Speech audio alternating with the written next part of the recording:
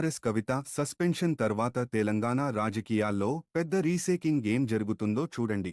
ఈ సస్పెన్షన్ ఆమెకు కీలక నిర్ణయాల సమయం అని చెబుతోంది.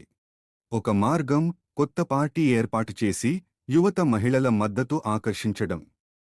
మరో అవకాశం కాంగ్రెస్ లేదా బీజేపీలో చేరి రాజకీయ స్థానం పునరుద్ధరించడం. స్వతంత్ర నాయకురాలిగా నిలవడం కూడా ఒక స్ట్రాటజీ. కింగ్ మేకర్గా రూలింగ్పై ప్రభావం చూపించే అవకాశం ఉంది. తాత్కాలిక మౌన వ్యూహం తీసుకుని ఫాలోవర్లను కన్సాలిడేట్ చేసి తర్వాత స్ట్రాంగ్ కమ్బ్యాక్ చేయడం. కొత్త పార్టీ ఉంటే వెంటనే బాస్ వస్తుంది, కానీ స్థిరమైన మైలేజ్ కొంత సమయం పట్టవచ్చు. ఆ తర్వాతి అడుగు ఏది? కొత్త పార్టీనా, ఎగ్జిస్టింగ్ పార్టీలో చేరణ? రాజకీయాల్లో మార్పు కోసం అన్ని కళ్ళు ఆమెపై ఉన్నాయి.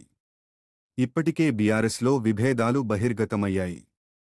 కవిత సస్పెన్షన్తో పరిస్థితి ఇంకా క్లిష్టంగా మారింది. ఇప్పుడు పెద్ద ప్రశ్న ఏమిటంటే, కవిత కొత్త పార్టీ పెడతారా? లేదా కాంగ్రెస్, బీజేపీ వంటి పార్టీలతో జతకడతారా? లేక మళ్లీ బీఆర్ఎస్లోకి వచ్చి కేసీఆర్ పక్కనే నిలబడతారా?